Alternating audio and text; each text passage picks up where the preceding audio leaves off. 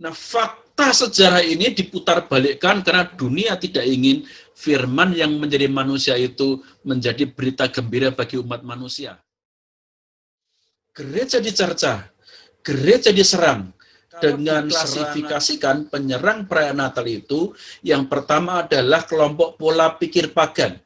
Yang kedua, mengakui bahwa Isa lahir 25 Desember. Ketika Isa lahir, kambing-kambing sedang digembalakan di padang rumput, sedangkan bulan 12 rumput tidak tumbuh karena tertutup salju.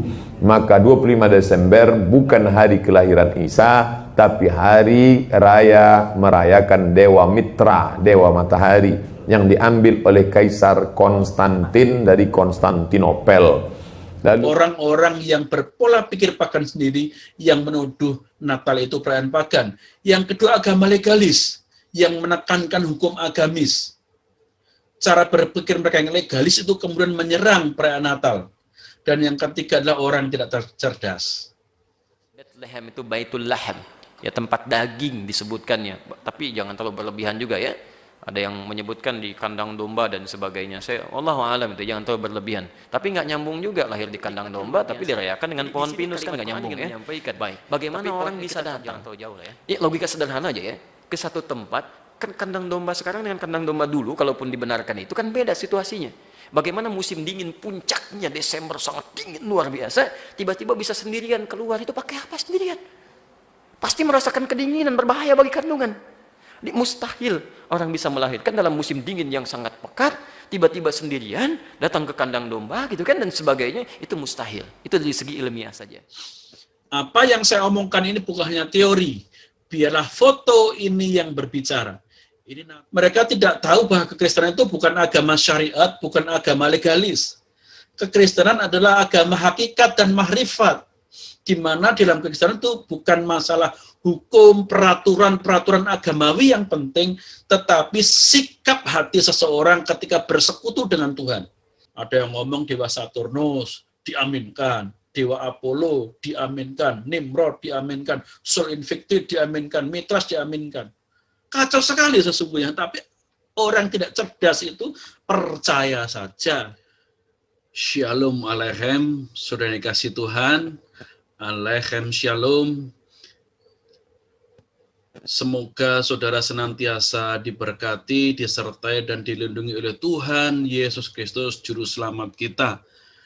Pada video kali ini, saya akan membahas mengenai mitos-mitos yang dipercaya dalam perayaan Natal 25 Desember.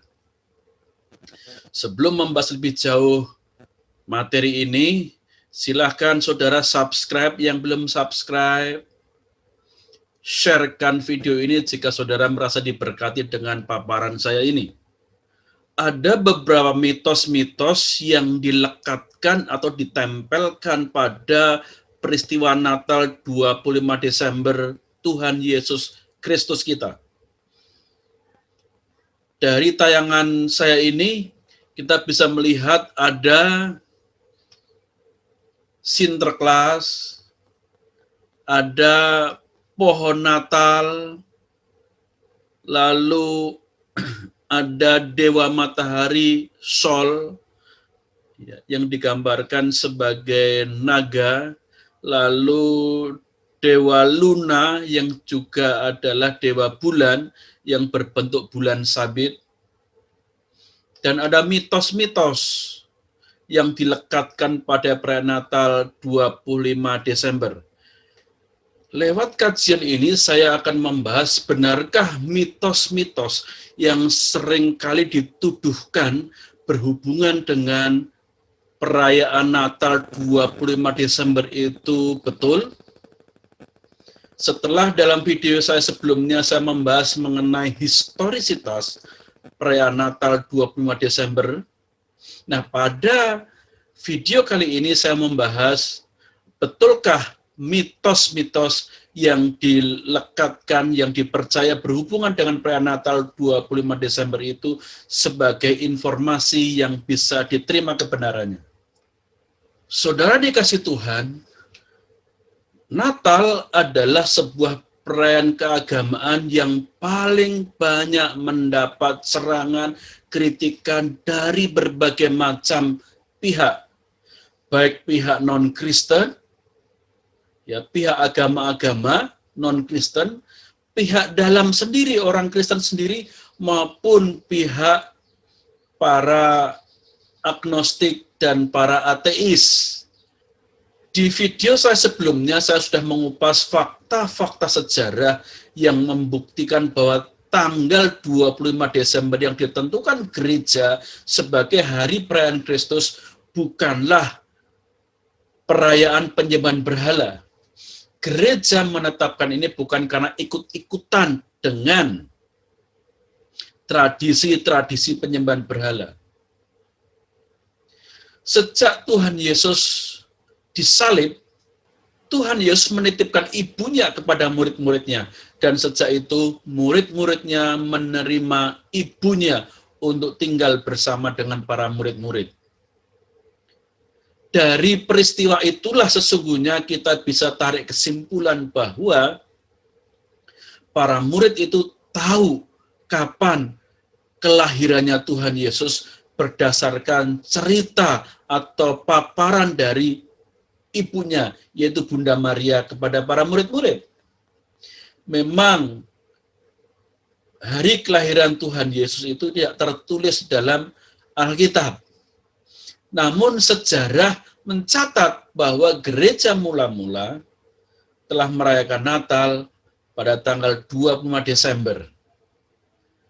Dan ini tidak ada kaitan dengan penyembahan berhala.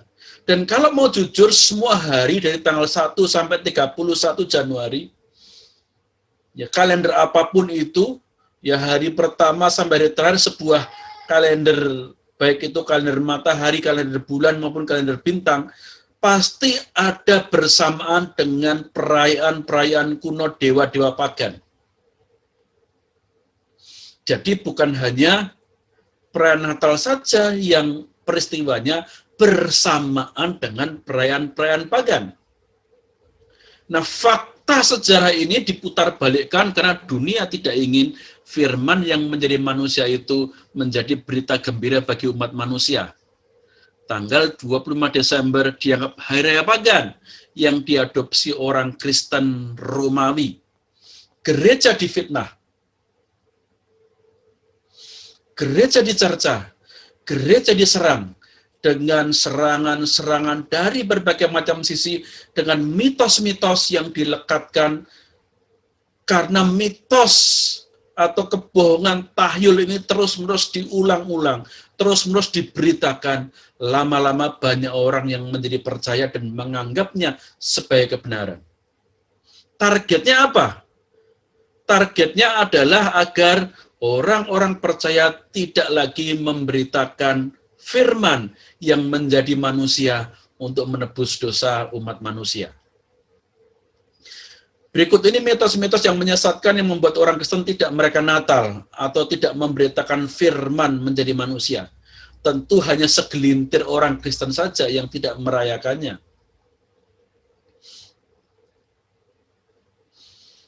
Sebelum membahas mengenai mitos-mitos yang diciptakan untuk menyerang perayaan Natal kekristenan, kita akan mengklasifikasikan para penyerang perayaan Natal itu, supaya kita tahu pola pikir mereka, sehingga dari pola pikir ini kita tahu bahwa sesungguhnya serangan-serangan mereka itu berdasarkan cara berpikir mereka sendiri. Kalau diklasifikasikan penyerang perayaan Natal itu, yang pertama adalah kelompok pola pikir pagan. Orang-orang yang berpola pikir pagan sendiri yang menuduh Natal itu perayaan pagan. Yang kedua, agama legalis yang menekankan hukum agamis. Cara berpikir mereka yang legalis itu kemudian menyerang perayaan Natal. Dan yang ketiga adalah orang yang tidak cerdas. Yang pertama, pola pikir pagan. Orang yang berpola pikir pagan inilah kemudian yang menyerang bahwa kekristenan itu mengadopsi agama pagan. Karena orang pagan itu ketika membuat ritual, mereka ada simbol-simbol keagamaan yang dipakai di sana, simbol-simbol suci yang digunakan untuk perayaan pagan itu. Lalu mereka menuduh seperti pohon Natal, lampu terang, ya, dan hiasan-hiasan ornamen Natal itu dianggap sebagai pengkultusan terhadap benda-benda ritual tertentu seperti orang pagan. Sesungguhnya mereka sendiri yang berpola pikir pagan walaupun mereka sudah Kristen. Padahal di dalam ibadah kekristenan, ketika mereka Natal, benda-benda simbol-simbol itu bukanlah simbol-simbol suci. Itu hanya ornamen saja, itu hanya hiasan saja, itu hanya untuk menambah semarak saja. Seperti pohon Natal tidak diperlakukan sebagai pohon yang suci. Lampu-lampu tidak diperlakukan sebagai lampu yang suci. Hiasan-hiasan itu setelah nggak dipakai lagi, kemudian dilipat, dimasukkan ke gudang, disimpan, mungkin tertumpuk-tumpuk. Tidak dijaga seperti sebuah jimat suci.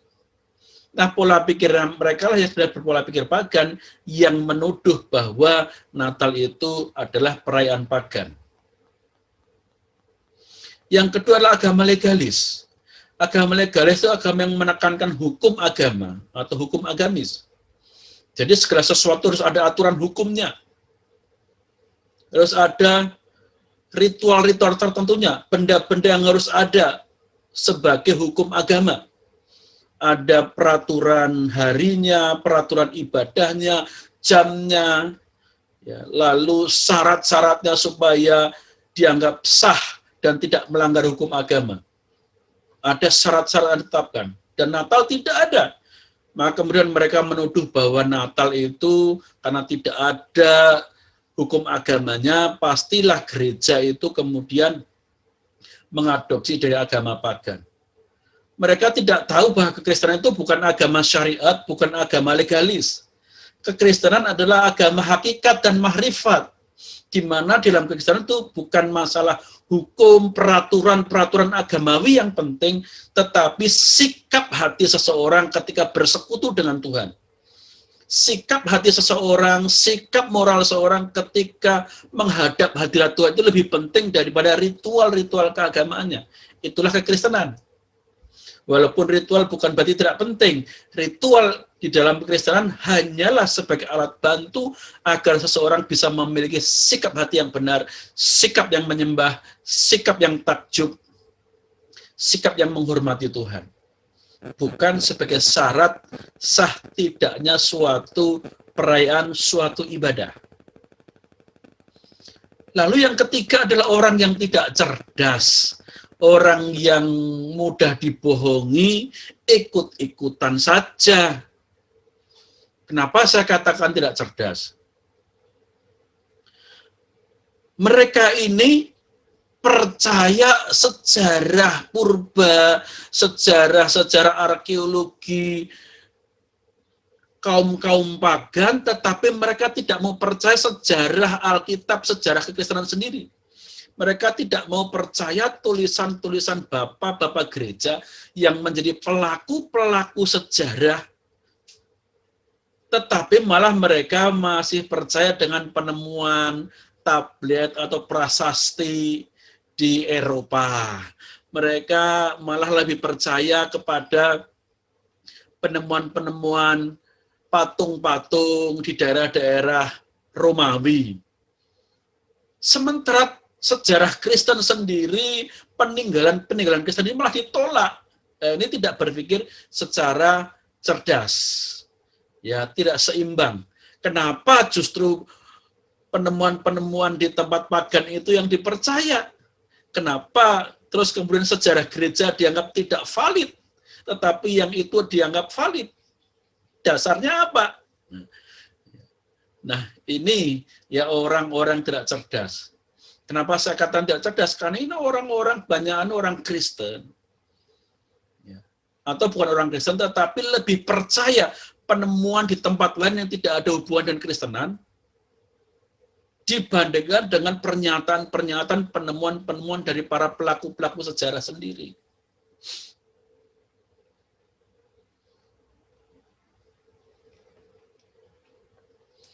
Nah, berikut adalah serangan-serangan mitos-mitos yang diciptakan untuk menolak perayaan Natal. Dalam video saya ini saya membahas 12 mitos Natal 25 Desember. Tentu saja lebih daripada 12 untuk menyerang tentang perayaan Natal itu banyak sekali. Tetapi di sini saya memilih 12 saja yang saya anggap paling populer, paling sering digunakan untuk menyerang kekristenan. Yang pertama berhubungan dengan Dewa Saturnus. Yang kedua berkaitan dengan penetapan Kaisar Konstantinus. Yang ketiga berkaitan dengan penyembahan Dewa Apollo. Yang keempat berhubungan dengan penyembahan Dewa Nimrod, Babilonia. Yang kelima penyembahan Sol Invicti. Yang keenam penyembahan Dewa Mitras. Dari 6 ini dulu sudah ada 5 dewa yang disembah. Nah sebenarnya yang disembah itu dewa yang mana? Jadi yang menyerang, para penyerang sendiri bingung sebenarnya. 25 Desember yang dirayakan orang Kristen itu mengadopsi dewa yang mana? Ada yang ngomong Dewa Saturnus, diaminkan. Dewa Apollo, diaminkan. Nimrod, diaminkan. Sol Invicti, diaminkan. Mitras, diaminkan. Kacau sekali sesungguhnya, tapi orang tidak cerdas itu percaya saja. Yang ketujuh pohon Natal. Yang ke-8 mistletoe. Yang ke-9 lampu warna-warni. Yang ke-10 Sinterklas. Yang ke-11 pesta pora. Yang ke-12 musim salju. Saya menjawab mitos yang pertama, yaitu berkaitan dengan Saturnus. Mitos yang diciptakan para penyerang Natal adalah mereka mengatakan 25 Desember adalah perayaan Saturnus, dewa pertanian. Faktanya, Saturnus dirayakan pada pertengahan Juni-Juli, bukan tanggal 25 Desember. Kemudian ketika hari raya Saturnus itu diadopsi oleh Romawi, lalu daerah Romawi juga merayakan Saturnus tetapi bukan tanggal 25 Desember, melainkan tanggal 17 sampai 23 Desember, yaitu perayaan hari menabur dan memanen. Jadi perayaan Saturnus ini tidak dirayakan 25 Desember. Di daerah Afrika Utara, Kartago, Saturnus bahkan disembah sebagai monoteisme, Tuhan yang esa, Tuhan yang satu, tidak ada Tuhan yang lain. Ada satu agama di Afrika Utara, Kartago, yang memandang Saturnus adalah satu-satunya Tuhan yang benar. Tidak ada dewa-dewa.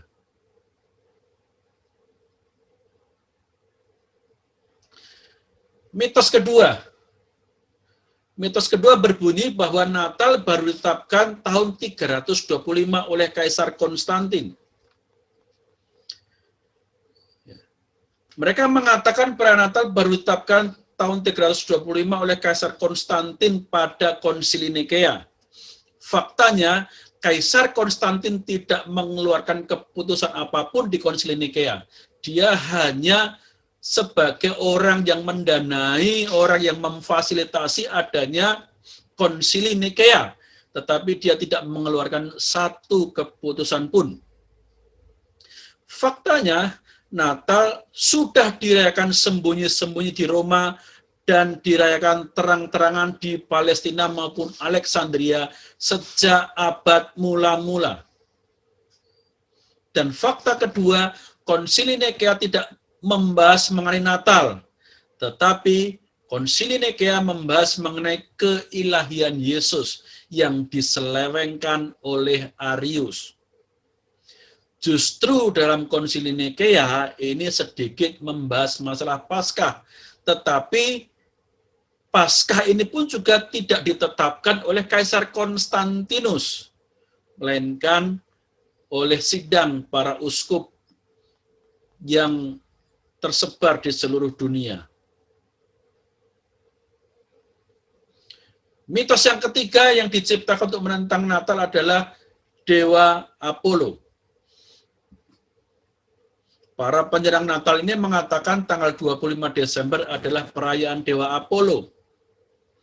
Dewa Apollo seringkali disebut sebagai dewa cahaya, disebut dewa pemanah, dewa kecapi. dan juga kadang-kadang disebut dewa matahari atau dewa sol. Ya, Apollo sendiri itu nggak jelas sebenarnya dewa apa. Faktanya dewa Apollo di Roma dirayakan bulan Agustus, tidak bulan Desember. Ya, orang-orang menciptakan mitos bahwa dewa Apollo dirayakan 25 Desember. Lalu mereka percaya pada mitos ini dan kemudian menyerang perayaan Natal 25 Desember dan menuduh bahwa perayaan Natal 25 Desember itu perayaan dewa Apollo.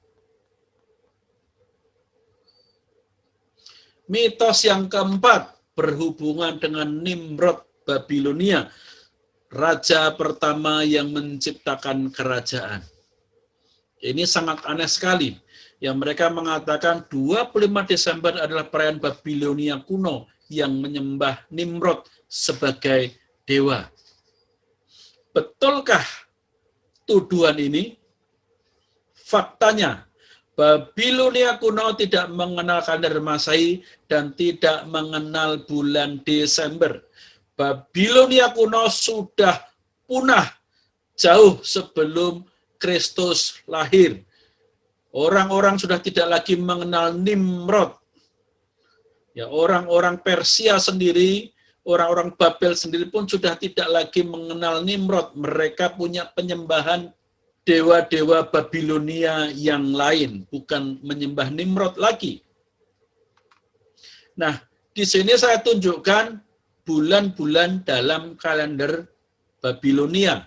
Yang pertama, bulan pertama adalah bulan Nisanu, yang kedua bulan Aru, yang ketiga bulan Simanu.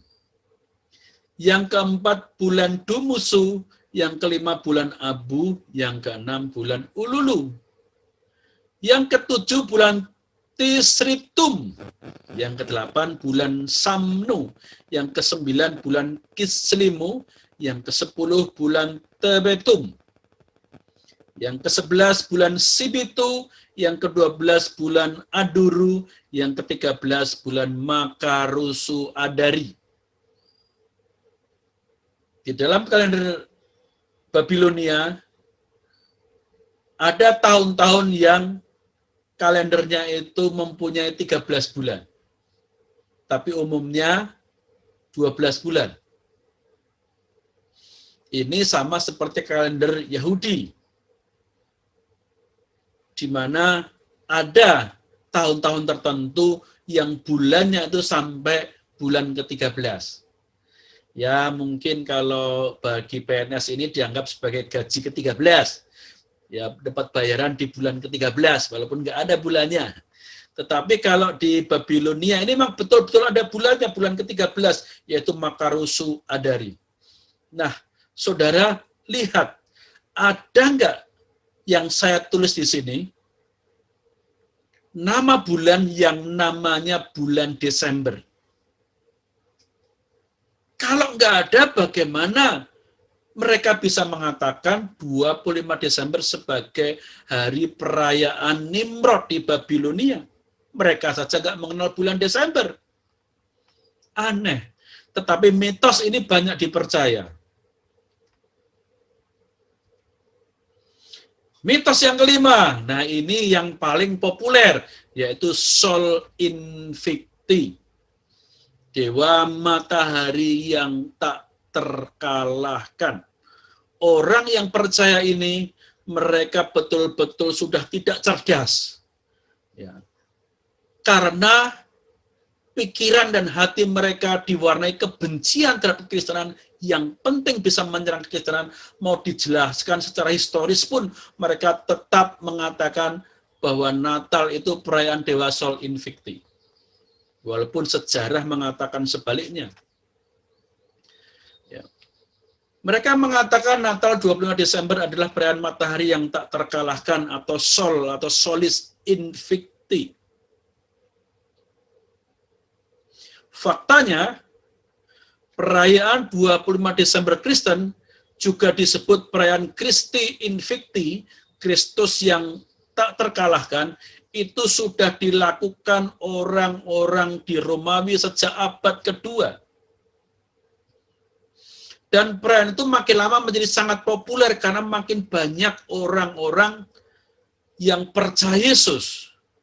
Hal ini memicu Kaisar Aurelius yang benci kekristenan dengan mengadakan perayaan tandingan, yaitu perayaan Solis Invicti.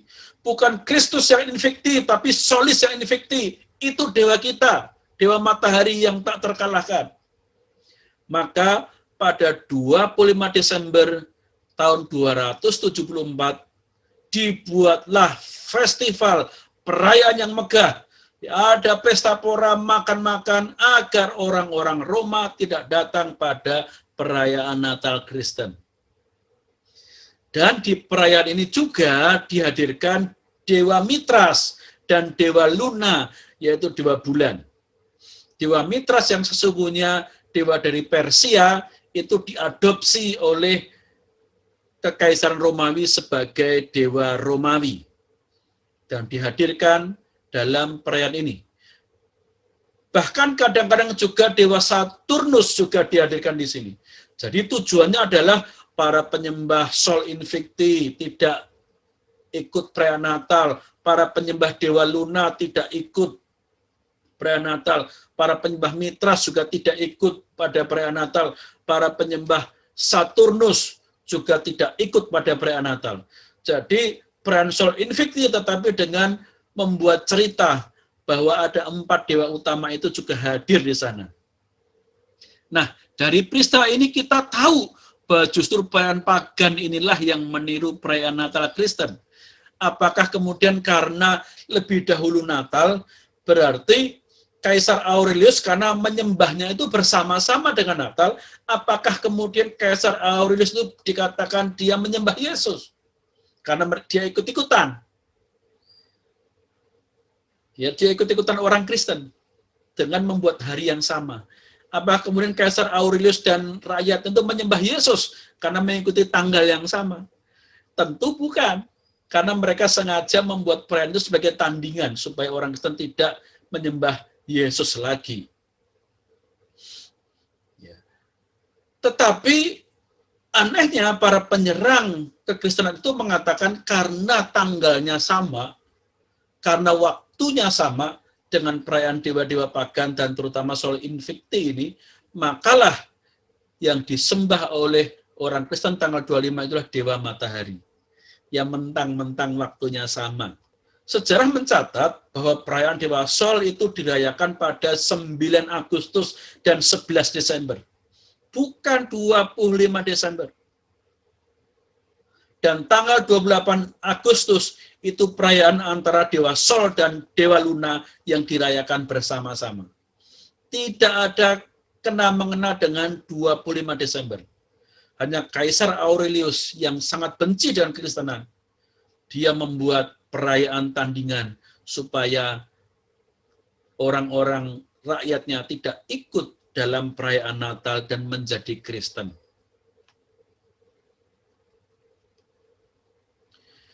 Mitos yang keenam berkaitan dengan Dewa Mitras, Mitra. Ya, kalau di Persia namanya Mitra, ya, di daerah India juga namanya Mitra. Dibuat sebuah mitos bahwa tanggal 25 Desember adalah perayaan Dewa Mitras. Ini juga populer, serangan yang cukup populer. Membuat beberapa orang Kristen yang tidak berpendidikan jadi takut untuk ibadah Natal. Takut kalau berdoa pada Tuhan Yesus di gereja itu malah yang datang Dewa Mitras. Ya, ini cara berpikir pagan. Ya, orang Kristen yang ketika doa di gereja tanggal 25 karena bersamaan dengan perayaan pagan, takutnya ketika memanggil nama Yesus itu yang datang dewa pagan. Itu kan pikiran dia yang pagan. Faktanya, Dewa Mitras dihadirkan dalam perayaan 25 Desember itu bersamaan dengan Dewa Sol Invicti, di mana digambarkan pada tanggal 25 Desember itu ada perjamuan antara Sol Invicti dengan Mitras yang menyembelih banteng. Mereka berjabat tangan. Ya, berjabat tangan itu tanda persekutuan antara Dewa Persia dengan Dewa Romawi. Sementara perayaan Sol Invictus sendiri juga baru dimulai pada tahun 275 Masehi, seperti yang sudah saya jelaskan tadi di atas. Jadi, Dewa Mitras dihadirkan dalam perayaan 25 Desember itu pun juga baru dimulai tahun 275 Masehi. Faktanya, catatan prasasti tembaga yang dinamai Virunum Album justru menyebutkan bahwa Festival Mitras itu dirayakan pada tanggal 26 Juni tahun 184. Lagi-lagi ternyata serangan-serangan itu sebenarnya serangan secara serampangan. Mereka asal saja ada nama dewa, segera mereka tuduh pasti tanggal 25. Menemukan ada kuil dewa apa, langsung dikatakan pasti perayaan tanggal 25. Tanpa mencari data yang valid. Karena kenyataannya, prasasti Virunum Album menyebutkan bahwa Festival Mitras dirayakan pada tanggal 26 Juni 184. Jadi tidak 25 Desember. Nah, ini saya tunjukkan prasasti Dewa Sol, Dewa Mitras, dan Dewa Luna. Ada kadang-kadang juga dihadirkan Dewa Saturnus. Tetapi yang di prasasti ini hanya 3 dewa, dan juga di sini ada dewa anjing juga. Ini juga dewa ya, ini dewa anjing juga. Jadi tidak hanya 3 dewa, tapi ini juga dewa anjing juga yang menjadi konstelasi bintang. Ini Dewa Sol, Dewa Matahari, ini Dewa Mitras yang membunuh banteng suci. Ya, ini simbol cakrawala di langit. Lalu ini Dewa Luna yang bentuknya itu bulan sabit dan di ujungnya ada bintang. Jadi dia menguasai malam, ya, bulan sabit dan bintang. Nah, apa sih sebenarnya simbol dari Dewa Mitras ini? Dalam perayaan Dewa Mitras ini. Nah, Dewa Mitras yang aslinya di Persia, ya, Mesopotamia, daerah Timur Tengah tentu saja, justru simbolnya dalam perayaan adalah, pertama ini adalah pedang dengan pengait seperti bulan sabit. Lalu kedua ada sabit. Sabit yang juga bentuknya seperti bulan sabit tentu saja. Lalu yang ketiga adalah bulan sabit dan di tengahnya ada bintang. Nah, jadi justru simbol-simbol Dewa Mitras ini berhubungan dengan bulan sabit yang tengahnya ada simbol bintangnya. Kalau dikaitkan dengan saudara-saudaraku yang Muslim, justru simbol Mitras ini lebih dekat dengan simbol penyembahan orang Islam, ya, simbol agama Islam. Jadi justru simbol Dewa Mitras ini lebih dekat kepada simbol-simbol yang seringkali digunakan oleh orang-orang yang beragama Islam, bukan orang-orang yang beragama Kristen.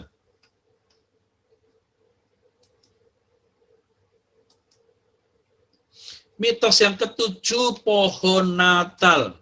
Dikatakan pohon Natal adalah pohon yang disembah orang Jerman untuk memuja Dewa Thor. Lalu yang kedua, mitos yang kedua, pohon cemara melambangkan Nimrod yang naik ke surga sebagai pohon abadi. Faktanya, pohon Natal atau cemara hanyalah hiasan yang digunakan oleh orang-orang Jerman dalam merayakan Natal. Kenapa pohon cemara itu menjadi hiasan? Ada sejarahnya. Santo Bonifacius, rasul bagi orang Jerman, ketika dia memberitakan Injil di Jerman, dia bertemu dengan para penyembah-penyembah berhala. Dan yang utama adalah orang yang menyembah suatu pohon oks yang dianggap ada dewa di sana. Pohon oks itu dianggap dewa bagi orang Jerman.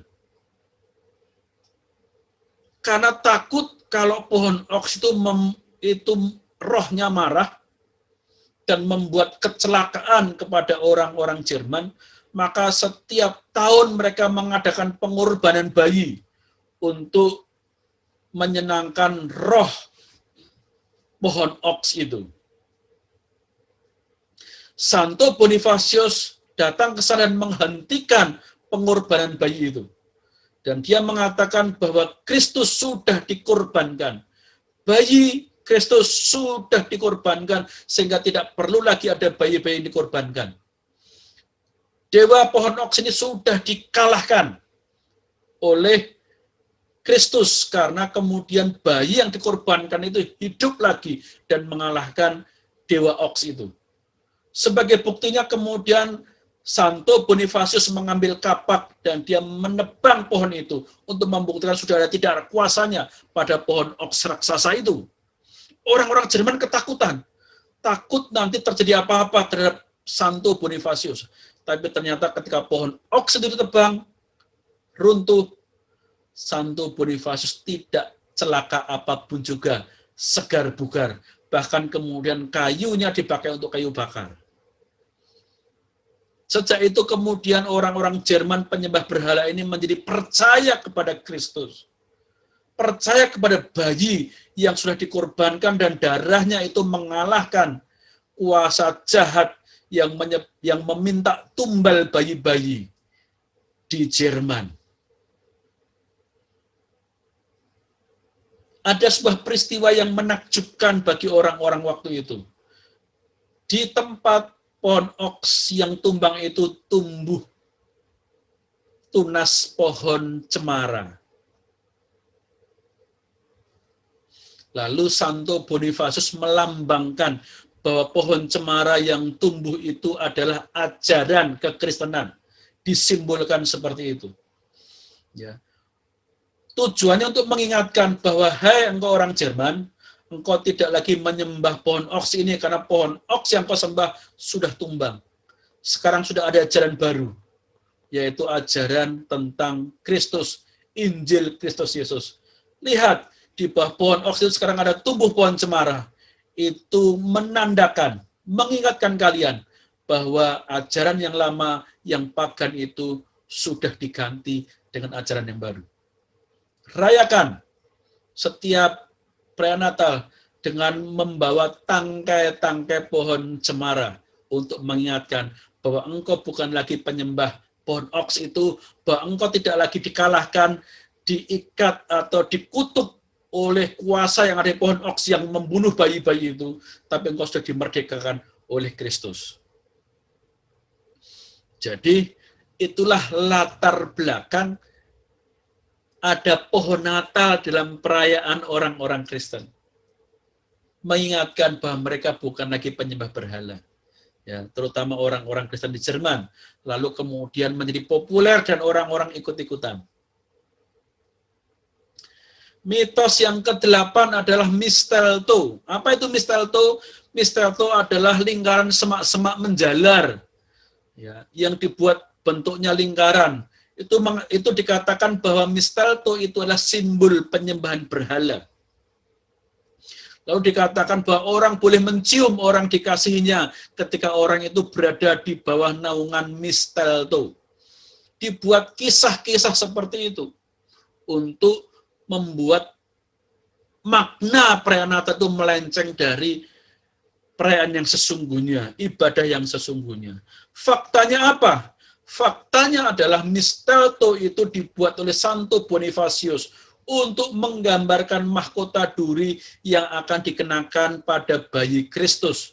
Maka kemudian mistletoe itu, ya semak duri itu ditempelkan kepada pohon cemara sebagai simbol Natal, karena bayi itu nantinya akan mengenakan mahkota duri dalam pengorbanannya untuk mengalahkan kuasa-kuasa jahat. Menebus orang Jerman dari kuasa jahat pohon yang ada di dalam pohon oks itu. Jadi nggak ada kaitannya dengan penyembahan berhala. Dibuat cerita-cerita yang aneh-aneh untuk menyerang kekristenan. Dan banyak yang percaya, maka ini dikatakan mitos yang ke-8. Mitos yang ke-9 dikatakan lampu Natal. Lampu berwarna-warni sebagai hiasan di pohon Natal dianggap sebagai simbol penyembahan berhala untuk mengundang roh-roh jahat datang karena tertarik dengan sinarnya yang warna-warni. Faktanya lampu-lampu itu hanya ornamen untuk hiasan yang tidak ada unsur ritus atau kultus. Lampu-lampu itu tidak dibuat jimat suci, pengusir setan atau pengusir hantu. Juga tidak digunakan sebagai lambang supaya kedatangan berkat, datangnya berkat dari dewa-dewa. Tidak. Lampu-lampu itu hanya ornamen atau hiasan saja. Yang kalau nggak punya lampu nggak apa-apa. Nggak punya pohon Natal nggak apa-apa. Nggak punya mistletoe juga nggak apa-apa. Natal tetap jalan terus. Nah, pada dasarnya semua agama pasti ada hiasan-hiasan yang menjadi ciri khas dari budaya. Namun tidak ada nilai kultusnya. Misalnya mosaik kaca di masjid maupun gereja, atau di kubahnya, ketupat baik dalam bentuk gambar maupun ketupat asli dalam perayaan saudara-saudaraku yang muslim. Dan berkaitan dengan Natal ini sesungguhnya di Yerusalem, di Bethlehem, perayaan Natal itu bersamaan dengan perayaan Hanukkah, di mana ada mukjizat lampu. Ya, waktu perayaan Hanukkah yaitu perayaan penahbisan Bait Allah, di mana lampunya itu yang harusnya dinyalakan 8 hari, full dinyalakan, tetapi minyak yang tersedia, minyak yang sudah dikuduskan, ya, itu hanya tersedia untuk 1 hari saja. Dan ternyata ketika dinyalakan, mukjizat terjadi, minyak itu cukup untuk 8 hari. Lampu tetap menyala sampai 8 hari. Pas 8 hari kemudian minyaknya itu habis.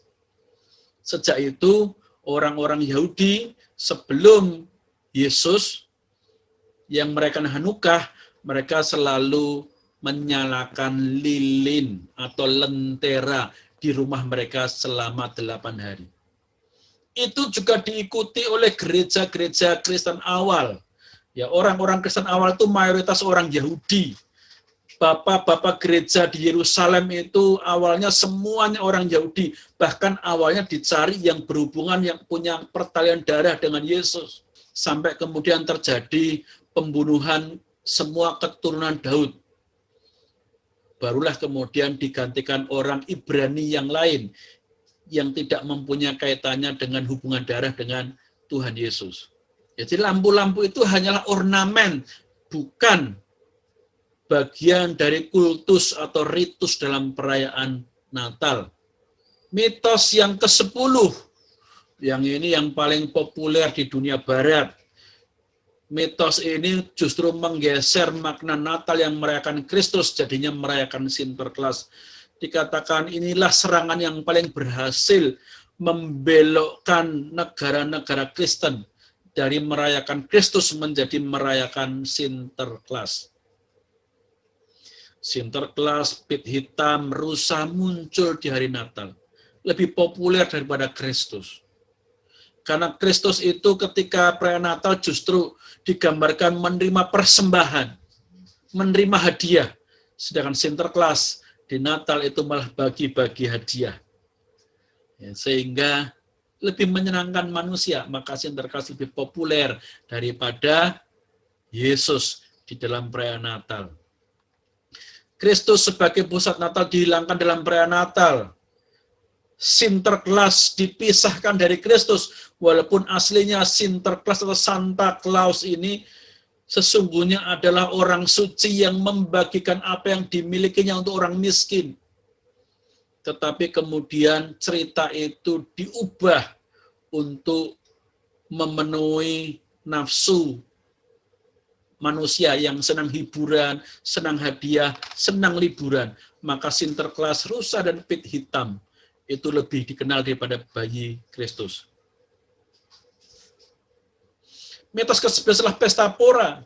Selama ini perayaan Natal selalu identik dengan pesta pora meriah seperti upacara perayaan pagan. Maka dikatakan itu buktinya perayaan pagan karena banyak pesta pora ketika merayakan Natal. Padahal waktu ibadah Natalnya tidak ada pesta poranya. Pesta poranya itu kan karena kumpul-kumpul, sebenarnya dibuat kumpul-kumpul dari keluarga-keluarga yang jauh, handetol yang jauh, liburan, kemudian pulang, nengok keluarga, nengok orang tua, maka dibuat pesta supaya kumpul. Ketika berkumpul, kemudian saling berbagi makanan untuk makan bersama. Jadi bukan pesta poranya di perayaan Natal, ya, tetapi karena banyak orang berkumpul, maka dibuatlah pesta supaya bisa bersukacita bersama-sama. Tetapi kemudian itu dianggap sebagai serangan terhadap kekristenan. Faktanya gereja perdana merayakan Natal itu dengan berpuasa, dengan beribadah sederhana, dengan beramal. Ya. Dan sekarang memang diganti dengan pesta pora. Tetapi banyak gereja yang masih melakukan ibadah yang sederhana, berbagi dengan sesama, pestanya biasa-biasa saja. Meriahnya di acara, bukan di makan-makannya. Dibuat acara yang penuh dengan sukacita, nyanyi-nyanyian, lagu-lagu yang membangkitkan iman, lalu bersaksi dan berdoa. Jadi pesta di dalam perayaan Natal itu tidak ada kaitan dengan kultus. Ya, biasanya orang pagan itu ketika merayakan ritual festival mereka, banyak persembahan-persembahan buat dewa yang enak-enak. Tapi kemudian dimakan oleh para pengikut-pengikutnya dengan berpesta pora, minuman, makanan, daging-daging, persembahan-persembahan korban bakaran itu kemudian dibuat perayaan pesta pora mereka. Gereja perdana tidak merayakan seperti itu. Walaupun berpesta itu tidak salah, ya, menjamu kerabat-kerabat yang datang, yang dari jauh, supaya teringat ada tali silaturahmi, ya, ada jalinan kekeluargaan, kekerabatan, maka dibuatlah pesta supaya terjadi perkumpulan atau persekutuan itu. Nah, pesta pora yang berlebihan itu sesungguhnya propaganda pelaku bisnis. Ada pohon Natal, ya, ada ornamen-ornamen Natal.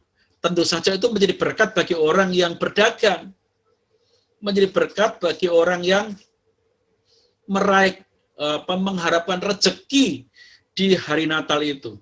Para pedagang yang mungkin jualannya selama ini, pedagang kacang yang mungkin selama ini tidak terlalu laris, ketika Natal kemudian orang memborongnya. Ada makanan-makanan kecil, maka orang memborongnya, menjadi rezeki bagi mereka. Berbagi. Tentu saja ada juga yang memang mau mengeruk keuntungan bisnis dengan ini semua, sehingga dipropagandakan luar biasa dengan liburan, sehingga akhirnya orang tidak lagi hadir beribadah, tetapi pergi untuk liburan. Karena di sana ada pesta, perayaan yang menyenangkan, di gereja tidak menyenangkan. Jadi itu adalah sesungguhnya tidak berkaitan dengan Natal 25 Desember itu sendiri. Ya, tidak ada kaitan dengan pesta pora 25 Desember itu.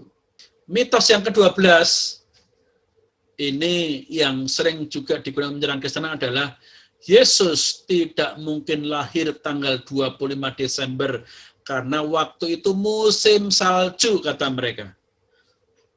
Tidak mungkin ada gembala-gembala di padang rumput kalau musim salju. Siapa bilang tidak ada? Ketika Isa lahir, kambing-kambing sedang digembalakan di padang rumput, sedangkan bulan 12 rumput tidak tumbuh karena tertutup salju. Maka 25 Desember bukan hari kelahiran Isa, tapi hari raya merayakan Dewa Mitra, Dewa Matahari, yang diambil oleh Kaisar Konstantin dari Konstantinopel. Memangnya di Bethlehem itu seperti di kutub utara? Tidak. Ya, di Bethlehem itu tidak seperti di kutub utara. Faktanya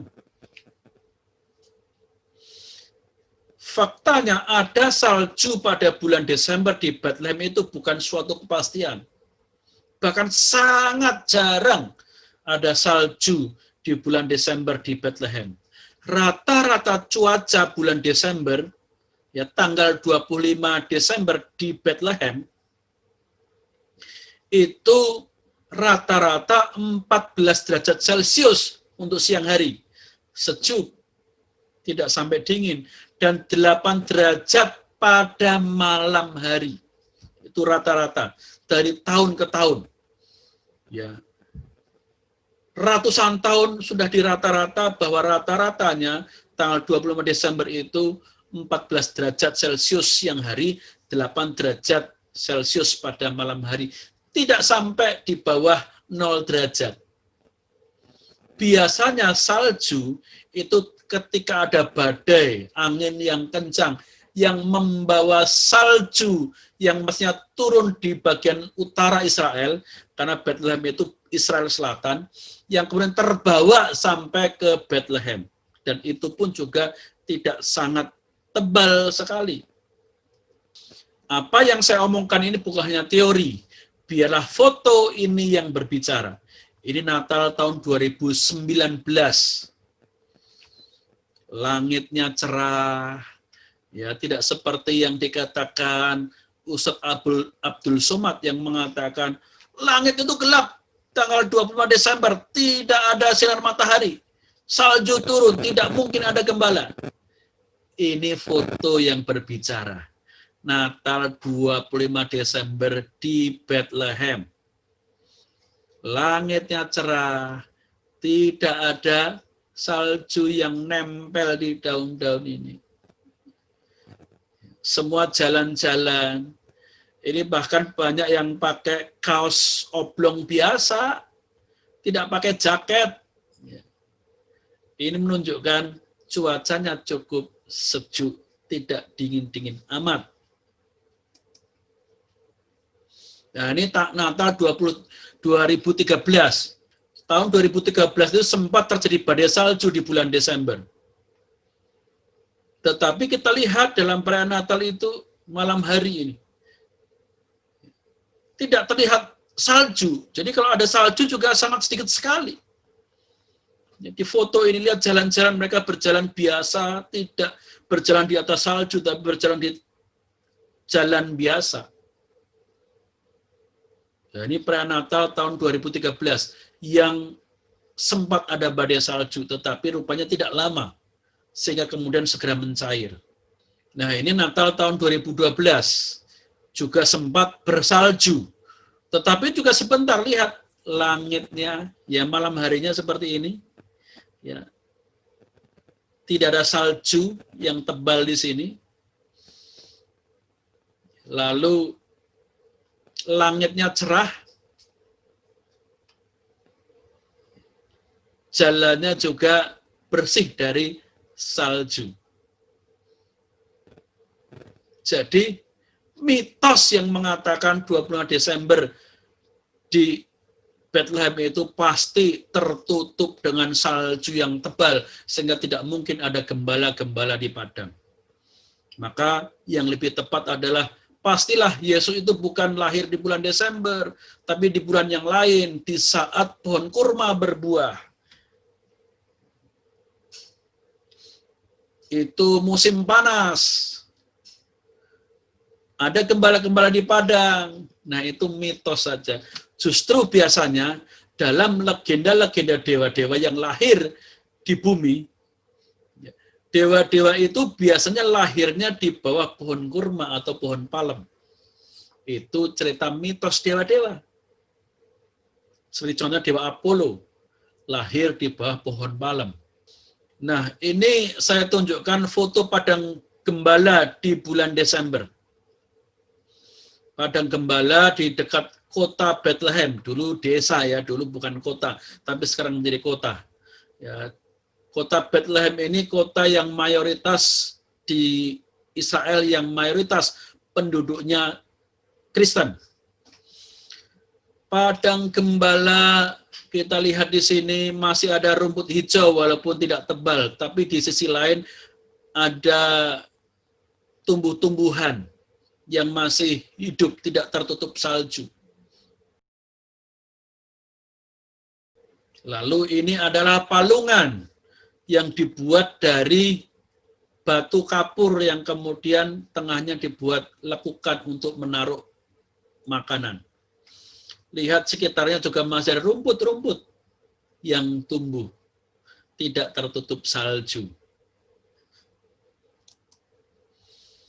Dan ini Migdal Eder, menara kawanan domba, disinilah Sang Kristus itu lahir.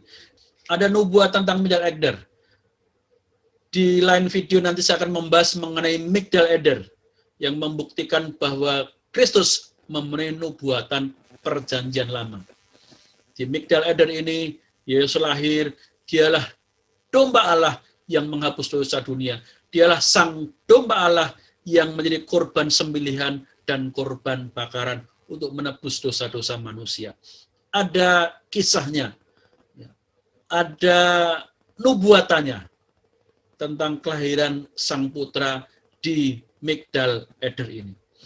Ya saudara, mitos-mitos yang menyerang tentang perayaan Natal terbantahkan dengan fakta-fakta sejarah.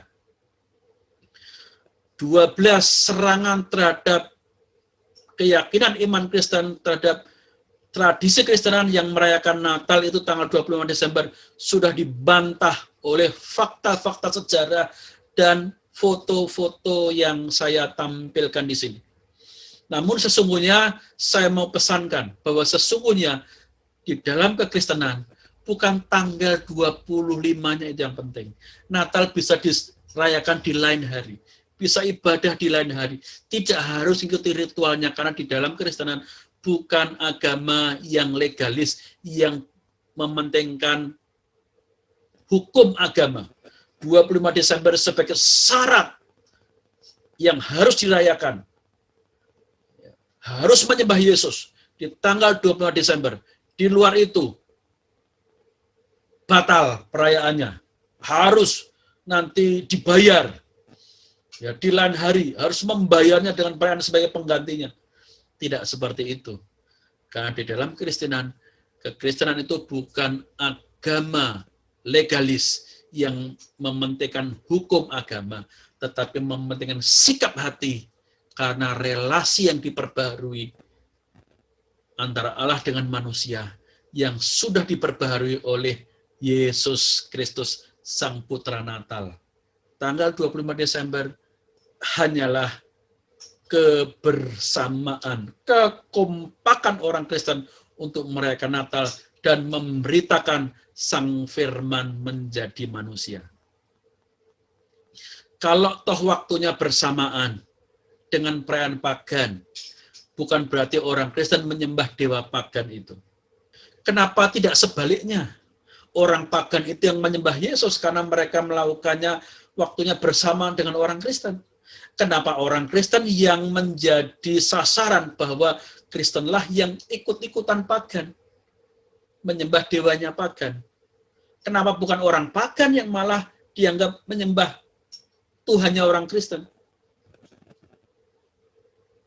Kalau setiap Jumat Agung orang-orang Kristen itu beribadah ya, untuk memperingati kematiannya Tuhan Yesus. Kematian Tuhan Yesus Yesus disalib itu pada jam 12 siang. Apakah kemudian saudara-saudara yang Muslim yang beribadah sholat Jumat, ya, karena bersamaan dengan perayaan Jumat Agung, mereka juga berarti sholatnya itu kepada Yesus yang disalibkan itu? Tentu bukan. Ya, kalau toh waktunya bersamaan, tidak berarti menyembah Tuhan yang sama. Tuhan yang memberkati kita, semoga kita dicerahkan, rayakan Natal dengan sepenuh hati kita, setulus hati kita, beritakan bahwa Dia, Sang Firman, Allah sejati, telah turun menjadi manusia untuk menyelesaikan permasalahan manusia, yaitu dosa yang merintangi relasi manusia dengan Tuhan. Tuhan Yesus memberkati. Haleluya.